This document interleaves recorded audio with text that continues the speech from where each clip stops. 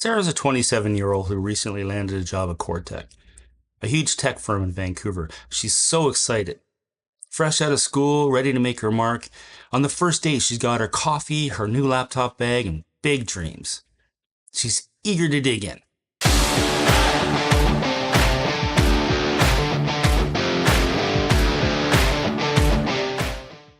Now, fast forward 6 years and Sarah's 33, but she feels much older.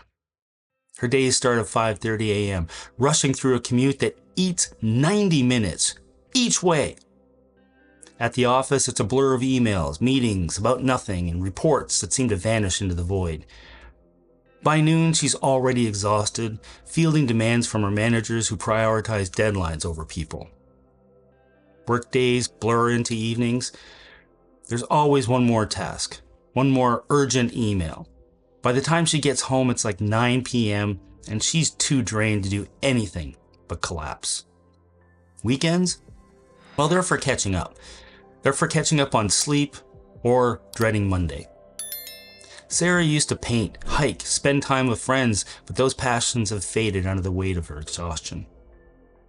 It wasn't supposed to be like this. And Cortec, they don't even notice. When Sarah's coworker burns out and leaves the company posts an ad for the job the very next day. Sarah's years of loyalty and all her extra hours mean nothing. She's just a number, replaceable. Her time is fuel for someone else's profits. This is a reality for so many people. Office jobs don't just demand your work, they consume your life. Did you know that the average person spends around 90,000 hours working over a lifetime? That's over a decade of your existence. That's time you could spend traveling, learning, building something meaningful, or just being with the people you love. Instead, your life is being eaten by repetitive tasks, endless meetings, and soul-sucking office environments you're forced to endure to satisfy a corporate ego.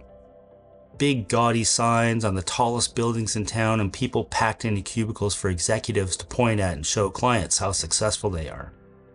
It's not about you. Corporations mostly operate with one goal in mind: profit. Your well-being, your dreams, your time, they're not even on the radar. Look at layoffs.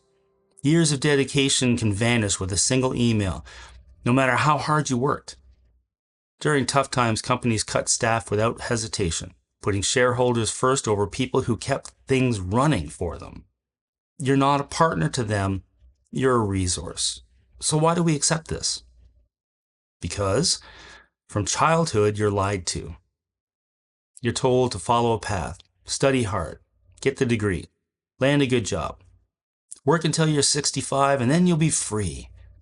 Free to live your life the way you want, right? But in reality, the path often leads to a life half-lived, tied to a system that doesn't value you at all, sometimes until you die. Now, I don't know about you, but I don't want to work until the last day of my life. Your time is finite, and every hour spent in a soul-draining job is an hour you'll never get back. Now, breaking free starts with awareness. Track how much time your job takes. Not just work hours, but the commute, the mental toll, the recovery time. Then take steps to reclaim it. Learn skills that give you options: freelancing, coding, creative work. Work towards leaving an office job. Set your own hours and find purpose in your work. It's not simple, but it is possible. Try small changes right now. Negotiate flexible hours at work, if you can. Use breaks to explore side projects. Read books that give you inspiration and instruction. Connect with others online who are thinking the way you think and making it work for them. There's a whole community out there. Most importantly, recognize that your worth isn't tied to your job or your job title or your output. You deserve a life that's yours. So, what happened to Sarah? Well, seeing how her coworker got used up with no regard for their well-being, she quit Cortec. Started a small online business and rediscovered her love for painting. It wasn't easy, but now she's living on her terms, and you can too. Your time is yours. Don't let an office job steal it. Thanks for sharing your time with me. This has been Over 40 with Duff. If you liked today's video, please like, comment, share, or even better yet, subscribe. It really helps out the channel.